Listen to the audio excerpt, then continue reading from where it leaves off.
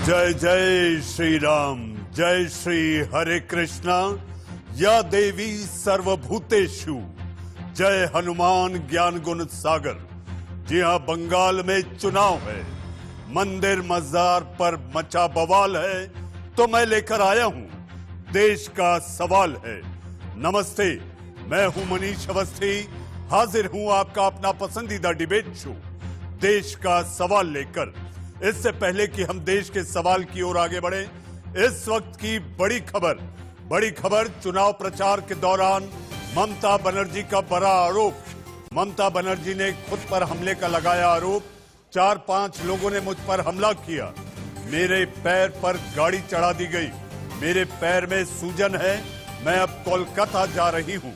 नंदीग्राम में मुझ पर हमला हुआ, मेरे पैर को गाड़ी से कुचला गया।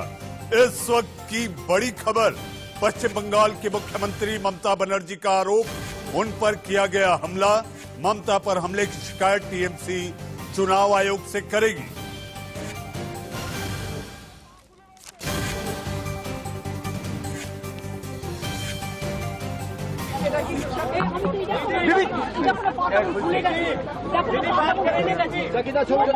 দিদি আপনার পা ফুলে রয়েছে, দিদি পা ফুলে রয়েছে।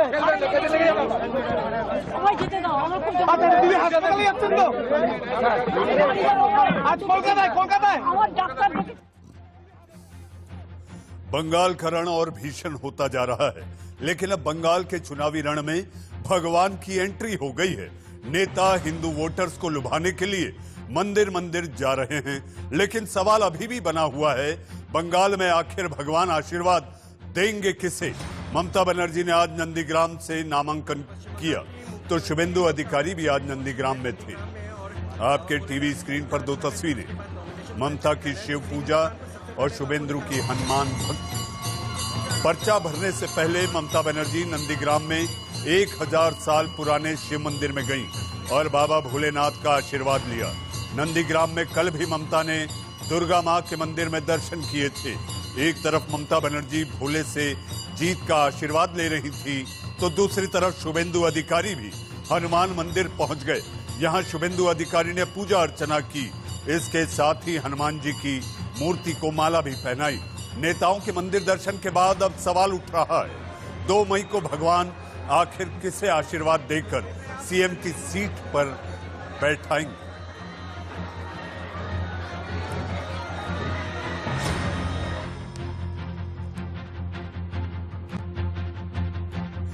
बंगाल में बीजेपी के नेता तो पहले से ही मंदिरों के दर्शन करते हुए दिखाई दे रहे थे, लेकिन अब ममता बनर्जी ने भी बंगाल में बड़ा हिंदू कार्ड खेला है। नामांकन से पहले ममता बनर्जी नंदीग्राम में शिव मंदिर में गईं और वहां महाकाल का आशीर्वाद लिया। इससे पहले कल यानी मंगलवार को ममता बनर्जी ने दुर्गा मंदिर में दर्शन करके हिंदू वोटरों को संदेश देने की कोशिश की थी, लेकिन पश्चिम बंगाल में मुस्लिम वोट बैंक भी काफी अहम है, इसलिए ममता को कोशिश हिंदू मतदाताओं को मुस्लिम मतदाताओं को एक साथ साधने की है। इसी कड़ी में ममता बनर्जी शमशाबाद मजार पर भी पहुंची, वहां सिर झुकाया और मन्नत मांगी। ममता ने नंदीग्राम की शमशाबाद मजार पर मत्था टेका, लेकिन इसका संदेश पूरे पश्चिम बंगाल में गया। आपके टीवी स्क्रीन पर 3 तस्वीरें, जहां पर ममता बनर्जी हिंदू वोटर्स के साथ साथ मुस्लिमों को भी लुभाने के लिए अलग अलग पूजा स्थानों पर पहुंच रही हैं।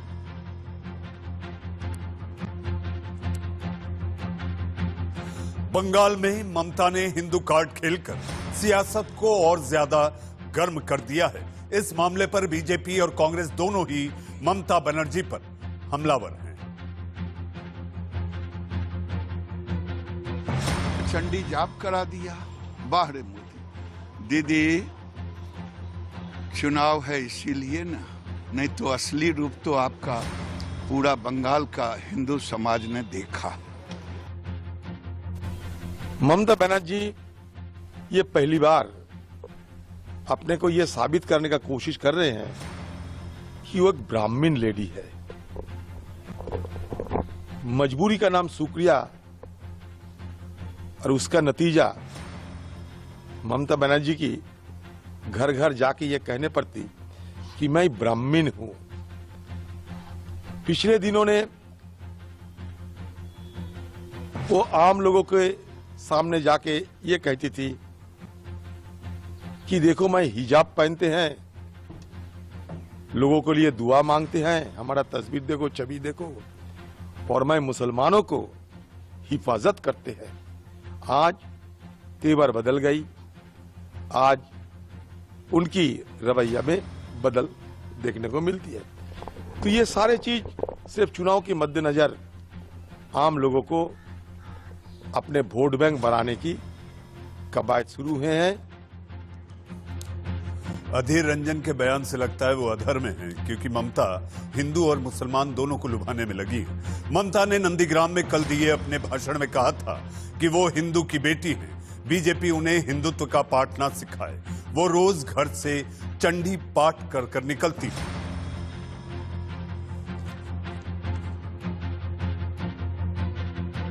আমার সাথে হিন্দু কোড খেলতে যাবেন না। আমার সাথে হিন্দু কোড খেলতে গেলে আগে বলুন আপনি নিজে ভালো হিন্দু কিনা।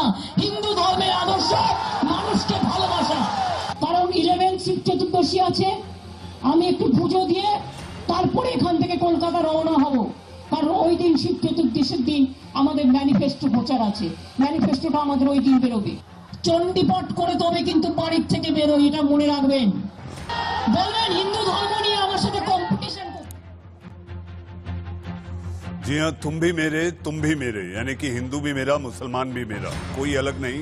लेकिन 10 साल तक तुष्टीकरण लगातार जारी रहा, ऐसा शुभेंदु अधिकारी ने ममता बनर्जी पर आरोप लगाया। आइए बढ़ते हैं देश का सवाल की ओर। हमारे साथ मेहमानों का पैनल है। सियासी मेहमान पार्टी की नुमाइंदगी करने के लिए देश का सवाल में आपके अपने टीवी स्क्रीन पर वाम नेता विवेक श्रीवास्तव जी हमारे साथ हैं। हमारे साथ AIMIM के नेता प्रवक्ता अजमल खान साहब हमारे साथ हैं, और राजनीतिक विश्लेषक के रूप में शुभ्रष्ठा हमारे साथ हैं। कुछ और मेहमान हमारे साथ जुड़ेंगे। जी हाँ, इससे पहले कि मैं देश का सवाल शुरू करूं, जी हाँ, सोचे वही जो आप बेहिचक बोल सके और बोले वही जिसका आप जवाब सुन सकें, ये देश का सवाल है। सबसे पहले विवेक जी आपके पास आऊंगा। हालांकि बीजेपी के प्रवक्ता नहीं हैं, लेकिन आपके पार्टी ने भी वहां पर 3 दशक से ज्यादा शासन किया है। मैं हिंदू हूं, मैं ब्राह्मण हूं, मुझे हिंदू का पाठ न पढ़ाया जाए। ममता बनर्जी की 3 तस्वीरें विवेक जी आपने देखी, मंदिर मजार पर भी, चित भी मेरी, पट भी मेरा। सियासत कैसे चलेगी?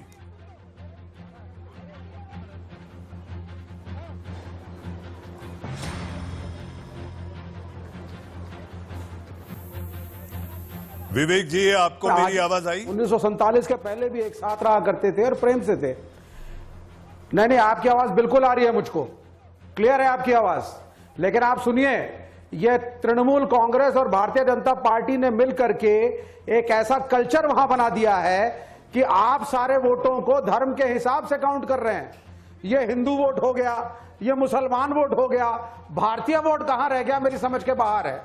ये सॉफ्ट हिंदुत्व को प्ले करना या इवन इस्लामिक कार्ड को प्ले करना, ये बात ठीक नहीं। अंबेडकर का एक कॉन्स्टिट्यूशन है, कॉन्स्टिट्यूशन सेक्युलर है, उसमें हर आदमी का एक वोट है, एक हिंदू का एक वोट, एक मुसलमान का एक वोट। तो ये नौटंकीबाजी जो मुख्यमंत्री वहां कर रही हैं just to counter the BJP, कि बीजेपी ने क्योंकि आकर के जय श्री राम का नारा लगा करके वहां पे एक धार्मिक उन्माद फैलाया, तो ये भी काउंटर करेंगे। तो मेरे ख्याल से देश की प्रगति या बंगाल की प्रगति से होने वाली नहीं है। डेवलपमेंट के इशू पे चुनाव मुख्यमंत्री को लड़ना चाहिए था। हम भी डेवलपमेंट के प्लैंक पे लड़ेंगे, गैस सिलेंडर पे लड़िए, पेट्रोल पे लड़िए, डीजल के प्राइसेस पे लड़िए, महंगी एजुकेशन पे लड़िए। बंगाल में एक डॉक्टर को बनाने के लिए 1 से 1.5 करोड़ रुपया चाहिए, इस पे लड़िए। हेल्थ केयर बिल्कुल टैटर्स में है, स्टेट गवर्नमेंट भी फेल्ड है, सेंट्रल गवर्नमेंट के तो है ही वारे न्यारे। किसान यहां बैठा हुआ है बॉर्डर पे, बंगाल का किसान भी पीड़ित है, राकेश टिकैत भी बंगाल पहुंचे। ये वो इश्यूज हैं जिस पे लेफ्ट, कांग्रेस और ISF मिलकर के चुनाव लड़ेगा। धर्म के ऊपर चुनाव हम नहीं लड़ते, और ये धार्मिक नौटंकी करना ये गलत है। आध्यात्म आपके व्यक्तिगत जीवन के लिए है। आप रोज पूजा करिए, आप दिन भर पूजा करिए, आप रोज नमाज पढ़िए, लेकिन ये आपके आध्यात्मिक उन्नति के लिए है। ये आपकी और एक पर्सनल जर्नी है स्पिरिचुअल। इसका सोशल लाइफ से क्या लेना देना? और कैमरे के ऊपर जाकर विवेक जी आपको रोकना चाहूंगा इस वक्त। शुभेंदु अधिकारी जी हाँ, नंदीग्राम से जो ताल ठोक कर ममता बनर्जी के सामने वो कुछ कह रहे हैं। आइए सीधा चलते हैं, शुभेंदु अधिकारी क्या बोल रहे हैं सुनते हैं। को आपका नॉमिनेशन है, क्या कुछ कहना चाहेंगे नंदीग्राम की जनता, क्या बंगाल के लिए सर? नहीं, नॉमिनेशन मैं फुल कॉन्फिडेंट हूँ। 20 साल से भी ज़्यादा वहाँ उस एरिया का गांव-गांव में मेरा संपर्क है। आज एक छोटा इलेक्शन ऑफिस उद्घाटन था, 5000 आदमी मेरा साथ चल पड़ा। इतना जोश 15-20 हजार आदमी आ जाएगा नॉमिनेशन में। थोड़ा दूर है, ऐसे को ना बोल रहा हूँ ये एक 1+2 इलेक्शन कमीशन का गाइडलाइन है। बोले हाँ हम लोग 500 मीटर बाहर रहूँगा, जाना ही पड़ेगा।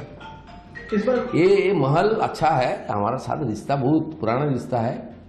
अम्फान में ममता बनर्जी नहीं गया, लॉकडाउन में ममता बनर्जी का कोई रिलीफ उस एरिया में कोई मानविक दृष्टिकोण कोई काम उन्होंने नहीं किया। जो मोटर्स फैमिली है, जो मूवमेंट में जो नाराज किसान ने आपने जान उगाई, उसका साथ कोई रिलेशन नहीं है। इसलिए नंदीग्राम का साथ मेरा रिलेशन पुराना रिलेशन है। पार्टी ने महान जिम्मेदारी दिया, मैं निभाऊंगा। लगातार लोग ज्वाइन कर रहे हैं आपके नेतृत्व में सर। बीजेपी में तृणमूल के जो भी लोग हैं, प्रेजेंट एमएलए हैं और भी बड़े दायित्वपूर्ण पदों से, टीएमसी से सब आपके नेतृत्व में ज्वाइन कर रहे हैं, क्या कहेंगे? ये तो मोदी जी को देख के, सोनार बांग्ला जो स्लोगन मोदी जी ने रखा है, डबल इंजन सरकार चाहिए बंगाल के विकास के लिए। लास्ट 44 ईयर्स बंगाल में जो गवर्नमेंट था सेंट्रल गवर्नमेंट के खिलाफ। जी हां, आप सुन रहे थे शुभेंदु अधिकारी को, जिन्होंने ममता को ललकारा है और कहा है 50,000 वोटों से हराऊंगा। अगर मैं नहीं भी, ये चुनाव के पहले जब इनका नामांकन और इसके साथ साथ इनका चुनाव लड़ना तय नहीं हुआ था तो इन्होंने कहा था कि मेरी जगह अगर कोई और भी रहेगा तो ममता का हारना तय है। हमारे साथ कुछ और मेहमान देश का सवाल में जुड़ चुके हैं। हमारे साथ टीएमसी के नेता के रूप में संजय शर्मा जी हमारे साथ हैं और बीजेपी के प्रवक्ता यासिर जिलानी। सबसे पहले मैं शर्मा जी आपके पास आऊंगा। ममता दीदी के इस समय क्या हाल हैं? जी हां, उन्होंने कहा है उन पर हमला हुआ है और उनका पैर गाड़ी से कुचल दिया गया है। आपको कोई जानकारी, वो कैसी हैं?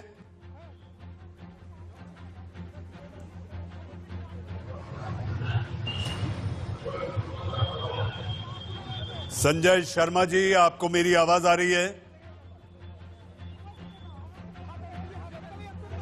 संजय शर्मा जी तक हमारी आवाज नहीं पहुंच पा रही। हमारे साथ यासिर जिलानी साहब हैं। यासिर साहब, आपको मेरी आवाज आ रही है? बिल्कुल आ रही है मनीष जी। यासिर साहब, ममता बनर्जी ने कहा है मैं हिंदू हूं, मैं ब्राह्मण हूं, मुझे हिंदुत्व का पाठ ना पढ़ाएं।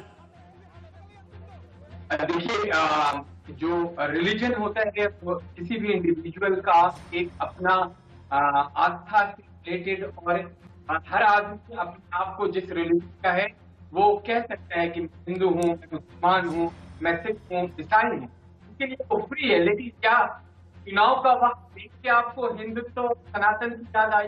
इससे पहले आप कभी इस तरह की बात नहीं करी जब पिछले 9 साढ़े 9 साल 10 साल हो गए आपको बंगाल में शासन करते थे, जब बंगाल में एक अलग तरीके से पॉलिटिक्स जो सेलेक्टिव कर रही थी, तब उन्हें अपने हिंदुत्व पे कोई बात कहना उचित नहीं लगा।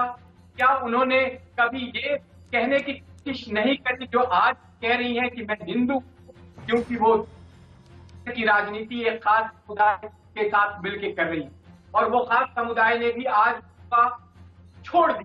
जिस तरीके से बंगाल से एक परिवर्तन की आंधी चल रही है, बंगाल में परिवर्तन की आंधी के लिए जो चल रही है उसको मनीष जी समझने की जरूरत है कि क्यों चल रही है, क्यों वहां सरकार बनने जा रही है। पूरा बंगाल जो है पिछले 10 साल से त्रस्त है टोलाबाजी के लिए, कट मनी कल्चर के लिए, सेलेक्टिव किलिंग कल्चर के लिए।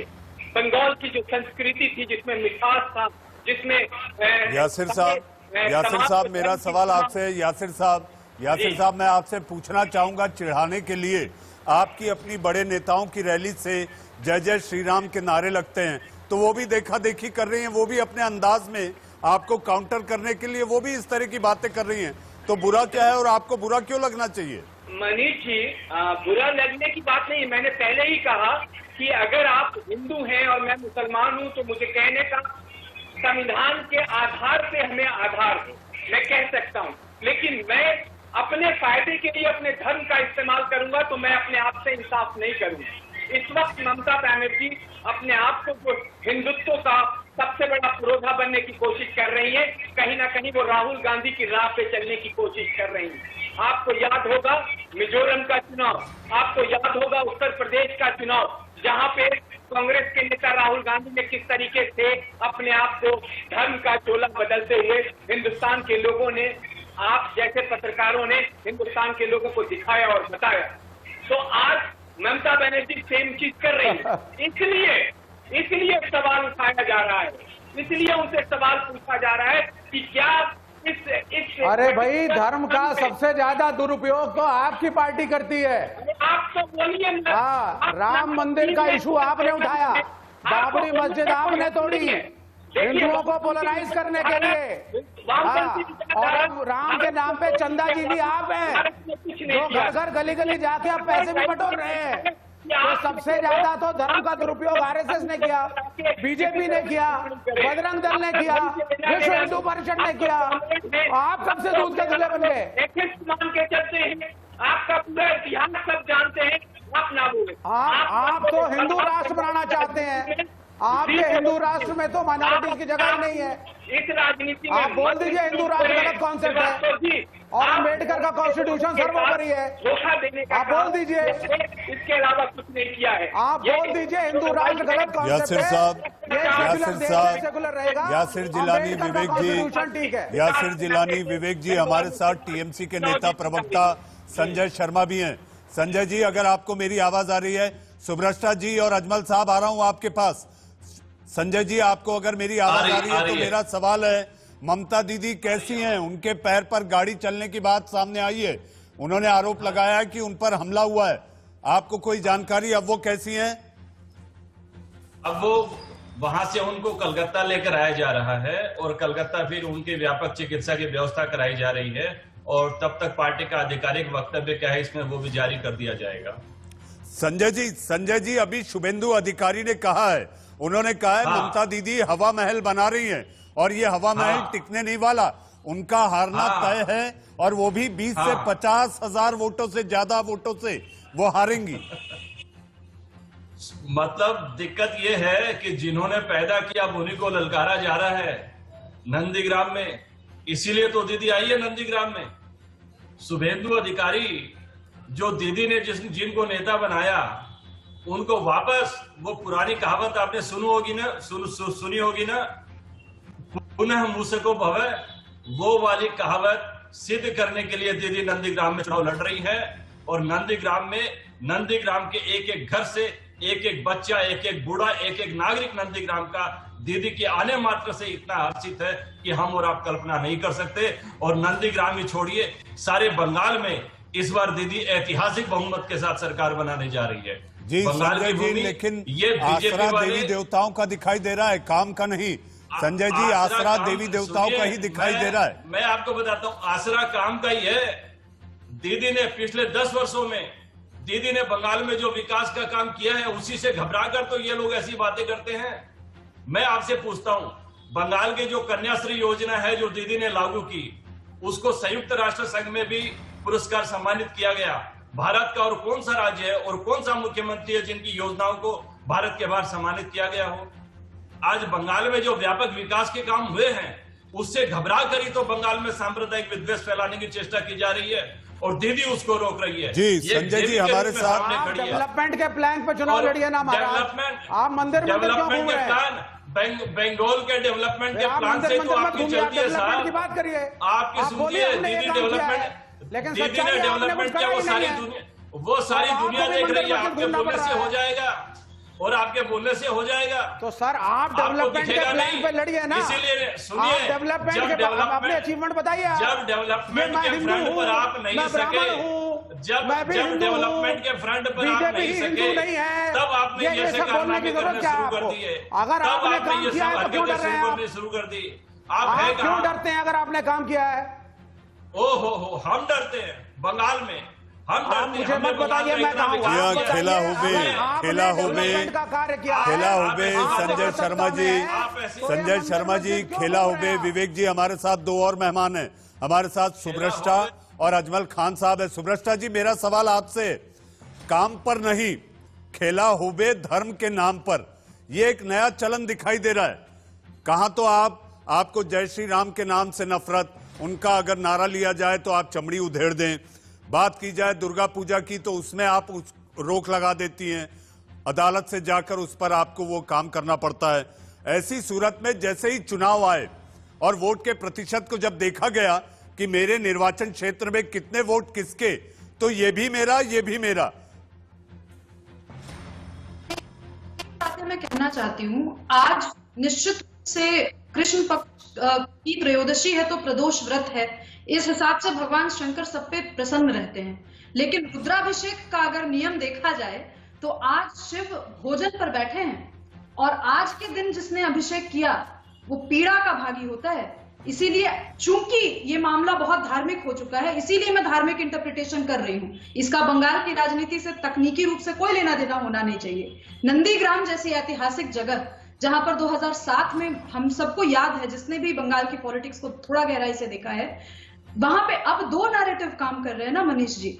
एक जो कि कह रहा है कि किसानों की जमीन चाहे वो किसी भी हालत में हो, मैं एक रिपोर्ट कोट करना चाहती हूँ, मौसमी दास गुप्ता ने बहुत बढ़िया प्रिंट जर्नलिज्म की निशानी देते हुए बहुत बढ़िया रिपोर्ट दाखिल की है। और देखिए वहां का किसान खुश नहीं है, जिस तरीके से आज भूमि बंजर हो चुकी है और किसान वहां पर पीड़ा में है। उस स्थिति में ममता बनर्जी ने कोई ब्लूप्रिंट नहीं दिया है कि वो नंदीग्राम को डेवलप कैसे करेंगी। दूसरी चीज मैं कहना चाहती हूँ, और मैं यहाँ पे हाथ जोड़कर करबद्ध निवेदन कर रही हूँ कि मेरी बात कंप्लीट हो जाने दें। लेफ्ट के जो नेता बैठे तुरंत कूदेंगे इस बात पे, इसलिए अंबेडकर जी की बात को कोट किया गया कि अंबेडकर जी ने संविधान बनाया और संविधान में सेक्युलरिज्म शब्द था। थोड़ा पढ़ना चाहिए लेफ्ट के नेताओं को, पढ़ने लिखने की परंपरा कम हुई है। अंबेडकर ने जब पाकिस्तान और भारत का विभाजन, अंग्रेजी में पाकिस्तान और पार्टीशन ऑफ इंडिया नाम की जब किताब लिखी, प्रधानमंत्री की क्वालिफिकेशन बता दीजिए। मनीष जी आप थोड़ा म्यूट विवेक जी, बोल पाऊंगा। विवेक जी सुब्रष्टा जी को बोल लेने दीजिए, विवेक जी बोल लेने दीजिए, क्योंकि जिस टेक्निकल फॉर्मेट पर ये बहस हो रही है, एक समय पर एक बोलेगा तो बेहतर होगा, दर्शकों का भी लाभ होगा और समय जाया नहीं होगा।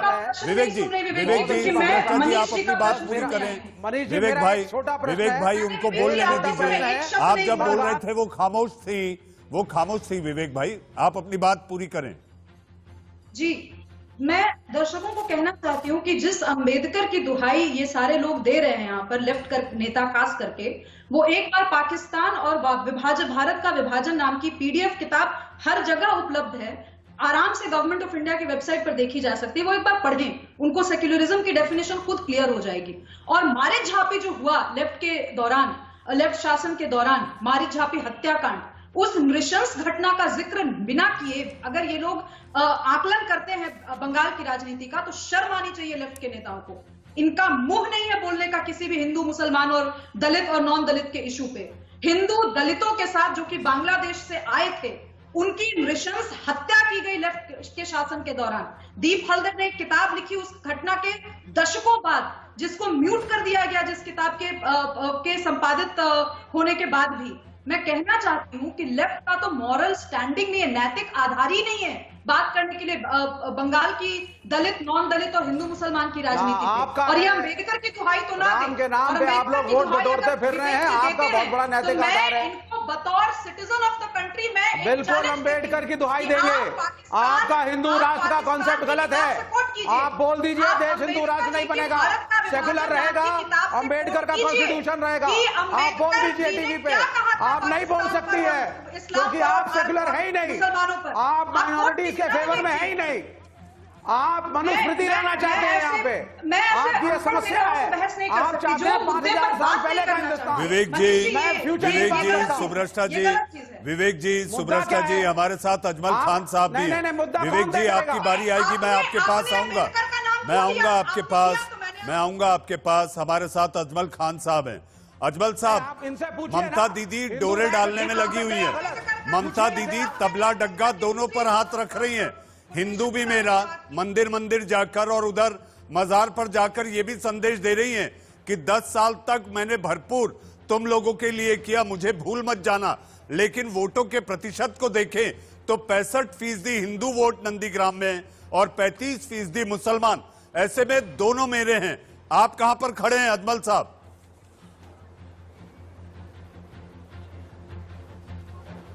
देखिए, मैं ये कहना चाहूँगा कि इससे कोई इनकार नहीं कर सकता कि हिंदुस्तान आस्थाओं का देश है। यहाँ तमाम धार्मिक आस्थाएं हैं।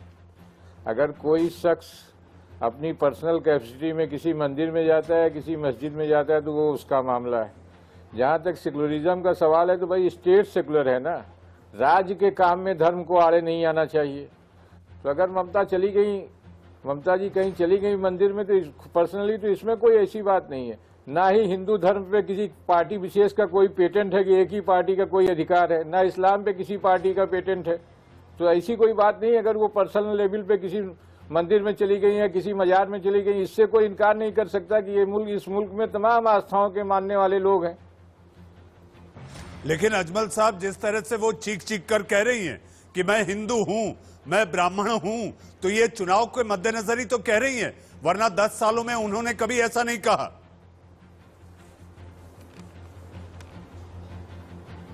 अगर उन्होंने कोई बात 10 साल बाद कही है तो क्या वो गलत है? वो हिंदू हैं, हिंदू कह रही हैं, और हो सकता है उन्हें इस बात का एहसास है कि एक हिंदू पेटेंट की पार्टी से उनका मुकाबला है, तो वो खुद बता दे रहे हैं कि हम हिंदू हैं। बहरहाल, जहां तक पर्सनल लेवल पर लोगों के आस्था का सवाल है, इस पे कोई ऐसी बात नहीं है।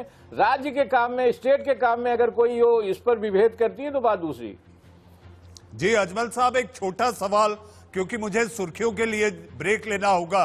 अजमल साहब, जहां तक बात की जाए, आपके वोट बैंक पे सेंध लगती हुई आपको दिख रही है क्या? नहीं, हमें नहीं दिख रही। देखिए, हमने एक बात कही ना, 70 साल के इतिहास में एक मुस्लिम नेता अगर निकल कर ये बात कह रहा है कि मुसलमानों को क्या रिप्रेजेंटेशन नहीं दिया गया, पॉलिटिक्स में क्या रिप्रेजेंटेशन नहीं दिया, एकेडमी के क्षेत्र में क्या रिप्रेजेंटेशन नहीं दिया, सर्विस के क्षेत्र में, तो लोगों को उसको दूसरी तरह से लोग उसको देखते हैं कि हमारे वोट बैंक में सेंध लग रही। अगर मैं बार बार कहता हूं कि यही बात अगर टीएमसी कहे, लेफ्ट कहे, कांग्रेस कहे, इवन अब तो बीजेपी भी कहने लगी है, तो बहुत अच्छी बात है। लेकिन अगर हम अपनी हमारे साथ जो वो डिस्क्रिमिनेशन हुआ उसकी बात अगर हम कहें तो बात बुरी हो जाती है। भाई, इसमें फर्क क्या है? हम कोई गलत बात करें, सच्चर साहब कहें, अपनी पूरी रिपोर्ट दे दें तो बात सही है। हम नहीं कह सकते अपनी बात कि हमारे साथ क्या डिस्क्रिमिनेशन हो रहा है। यही बात साहब, आपको 1 सेकंड के लिए रोकूंगा, कुछ देर के लिए रोकूंगा। इस वक्त आपके टीवी स्क्रीन पर ममता बनर्जी अपनी चोट दिखाते हुए उन पर हमले का आरोप लगाया है। आपके टीवी स्क्रीन पर ममता बनर्जी अपनी चोट दिखाते हुए 4 से 5 लोगों ने उन पर हमला करने का आरोप लगाया है।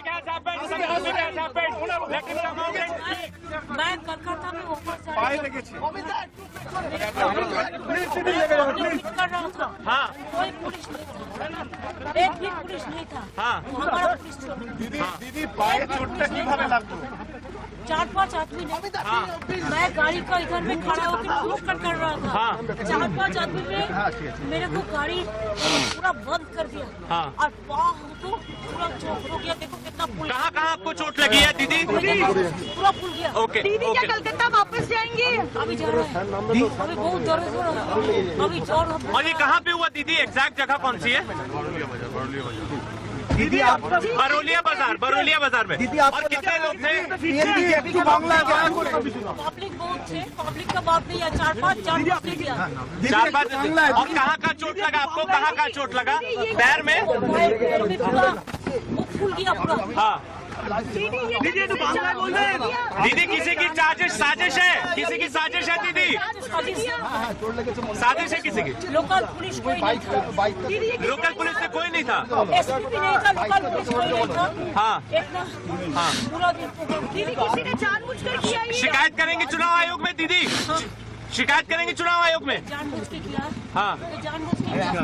मेरे को चेस्ट में पेन हो दीदी, और दीदी जो आपका मेरे को कलकत्ता जा रहे हैं। आप कलकत्ता जा रहे हैं? Big allegation by CM Mamata Banerjee, Rakesh Chawla कह रही हूँ।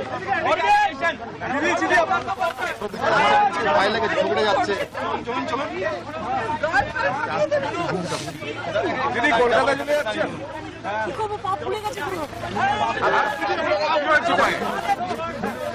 আমার গাড়ি ছিল না তখন ছিল 4-5টা ছেলে এসে না গাড়িটাকে চেপে দিয়ে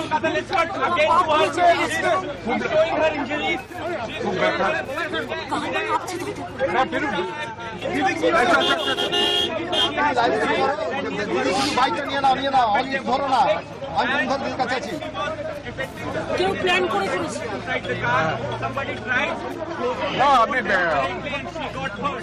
এত ভিড় চারিদিকে, একটা পুলিশ কোথাও ছিল না। কোথায়? 4 ঘন্টা 5 ঘন্টা একটা পুলিশ কোথাও ছিল না। আমার পুলিশ ছিল না, লোকাল পুলিশ কেউ ছিল না। আর ভিড়ের মধ্যে ঢুকে গিয়ে 4-5 জন police.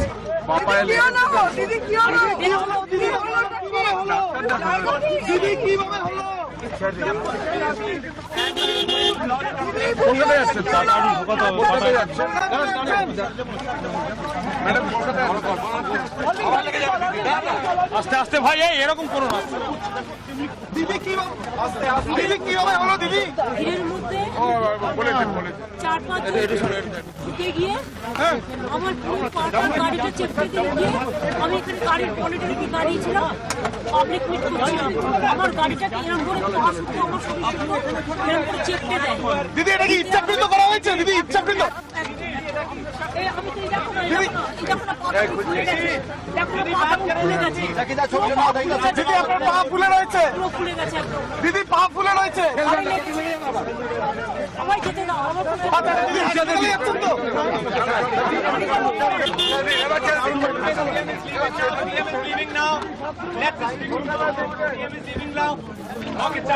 Rakesh ji, come here.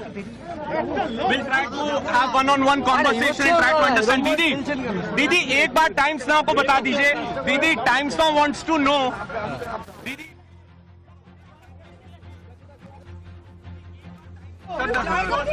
কি হবে হলো?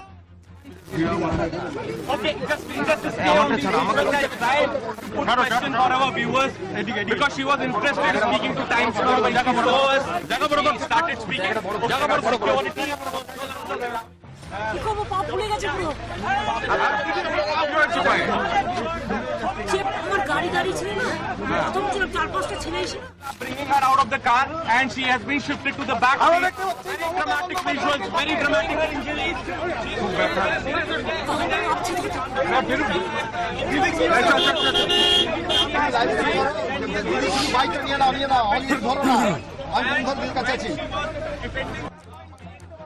Bringing her out of the car and she has been shifted to the back seat. Very dramatic visuals, very dramatic visuals here on ground. Okay, she has been shifted to the back seat of the car by a security personnel.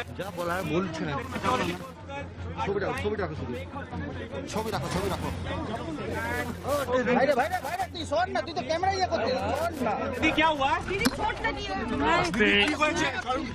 दीदी चोट लगी है। আস্তে আস্তে दीदी क्या हुआ? Please please दीदी क्या हुआ? दीदी चोट लगी है। दीदी चोट लगी है। আস্তে আস্তে दीदी क्या हुआ? दीदी क्या हुआ? दीदी चोट लगी है। दीदी चोट लगी है। আস্তে আস্তে दीदी क्या हुआ? প্লিজ প্লিজ दीदी क्या हुआ? दीदी चोट लगी है। दीदी चोट लगी है। আস্তে আস্তে दीदी क्या हुआ? প্লিজ প্লিজ दीदी क्या हुआ? दीदी चोट लगी है। दीदी चोट लगी है। আস্তে আস্তে जी हाँ, बंगाल में चुनाव है, सियासत का ये चलन है, साम दाम दंड भेद का है चलन। जी हाँ, ममता बनर्जी कह रही हैं कि वो उनके पैर पर जो चोट लगी वो करहाती हुई दिख रही थी। वहीं बीजेपी के सांसद अर्जुन सिंह ने कह दिया कि वो नाटक कर रही हैं। जी हाँ, संजय शर्मा जी, ममता बनर्जी को अगर आप टीवी पर अभी देख पाए होंगे तो उनको गोदी में उठाकर पीछे सीट पर लिटाया गया है। वो मुझे लगता है कि चोट इतनी गहरी है कि वो चल नहीं पा रही। लेकिन एक बात समझ में नहीं आती, गले नहीं उतरती कि प्रदेश की कानून व्यवस्था ये कैसी हो सकती है कि मुख्यमंत्री अपने काफिले के साथ जा रही हैं लेकिन उनके साथ लोकल पुलिस नहीं है, वो कहती हैं जिले के एसपी नहीं है। तो आखिर क्या पश्चिम बंगाल में प्रोटोकॉल ऐसे चलता है?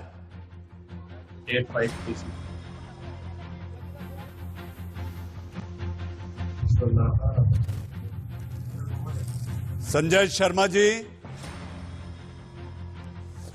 शर्मा साहब आपके पास आऊंगा, इन तक आवाज नहीं पहुंच पा रही है। हमारे साथ यासिर जिलानी साहब है। यासिर साहब, ममता बनर्जी को चोट लगी है। हमारे साथ विवेक श्रीवास्तव जी हैं। विवेक जी, ममता बनर्जी के पैर में चोट आई है। जी हां, उनके पैरों पर से उनका पैर कुचला गया। गाड़ी लेकर 4-5 युवक चले गए।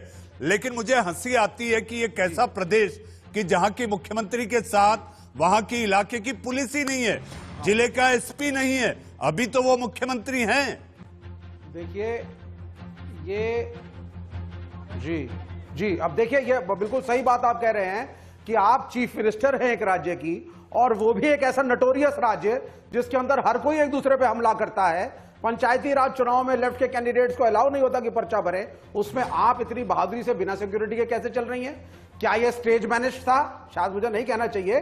किसी को चोट लगी है तो संवेदना मेरे में भी होनी चाहिए, लेकिन यह ऐसा कैसा प्रोटोकॉल है कि चीफ मिनिस्टर विदाउट सिक्योरिटी, और वो भी एक कार आ जाती है, गाड़ी आ जाती है, कुछ आ जाती है और आपके पांव के ऊपर भी आपको टक्कर मार देती है और चढ़ के चली जाती है। ये सब मेरी समझ के बाहर है। मुझे तो ये कोई स्टेज मैनेज शो लगता है, जैसे बीजेपी वाले अब तक करते आए थे। शायद ये भी उसी के सीरीज में एक और नया शो बिजनेस है।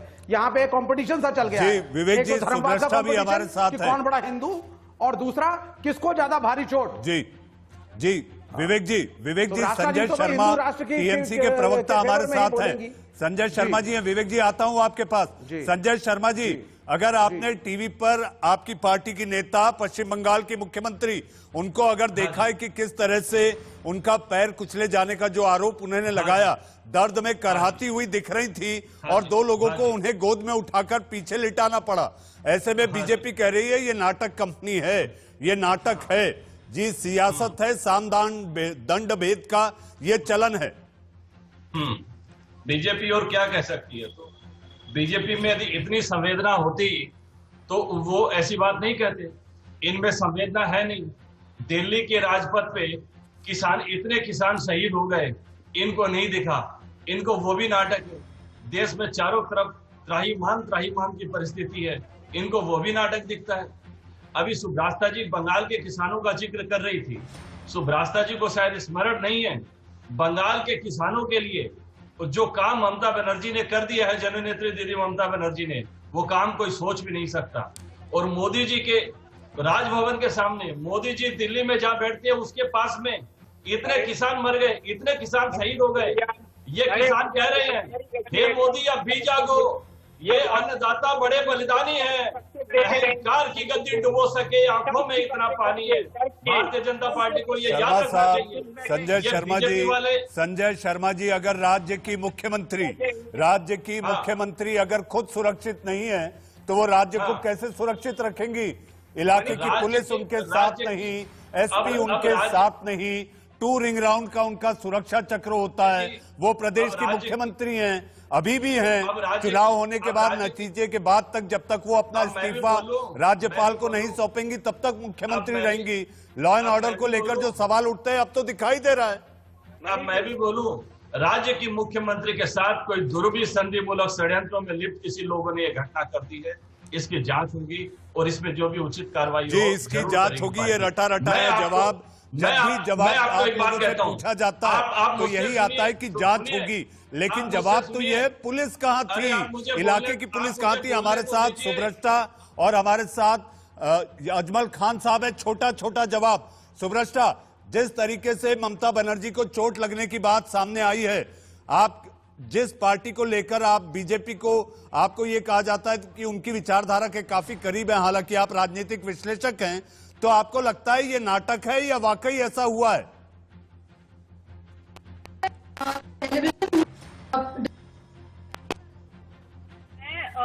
विवेक श्रीवास्तव जी की बात से कुछ आंशिक रूप से समर्थन दे रही हूँ उनकी बात का। ये बात बिल्कुल सच है कि law and order state subject है।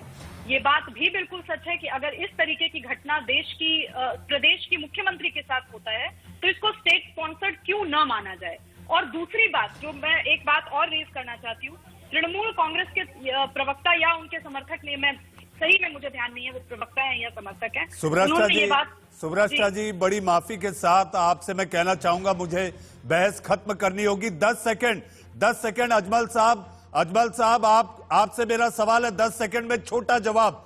जी हाँ, पश्चिम बंगाल में चुनाव है, जहां प्रदेश की मुख्यमंत्री सुरक्षित नहीं, आपको लगता है चुनाव शांति तरीके से हो जाएंगे? जी देखिए, मुझे लगता है चुनाव पूरी तरह से शांति से हो जाएंगे। ये वही देश है जिसमें एक एक्स प्राइम मिनिस्टर को चुनाव प्रचार के दौरान एसासिनेट कर दिया गया था बम से, समझे आप। तो ये नहीं कहा जा सकता कि किस तरह की घटना वहां हुई है, लेकिन इसमें कोई दो राय नहीं। जो आपने टीवी पे दिखाया कि ममता जी के पैर में चोट लगी है, अब चोट लगी है, कैसे लगी इसकी तो बाद ही में बात पता चलेगी, लेकिन ये कहना यहाँ एक प्राइम मिनिस्टर इन ऑफिस का एसासिनेशन हुआ है, एक एक्स प्राइम मिनिस्टर को इलेक्शन कैंपेन के दौरान उड़ा दिया गया है। जी तो अजमल साहब, आने वाले वक्त में सामने दिख रही है टीवी स्क्रीन पर, आने वाले वक्त में चुनाव प्रचार के साथ साथ पार्टी के घर घर जाकर द्वारे द्वारे वोट मांगने का सिलसिला जारी रहेगा। ऐसे में उम्मीद करते हैं कि चुनाव शांतिपूर्ण हो। देश का सवाल में आज के लिए बस इतना ही। आप लोग हमारे साथ जुड़े, विवेक श्रीवास्तव, अजमल खान साहब, सुब्रष्टा, संजय शर्मा और यासिर जिलानी साहब, आप लोग जुड़े, आप सभी का बहुत बहुत धन्यवाद। अब वक्त है एक छोटे से ब्रेक का।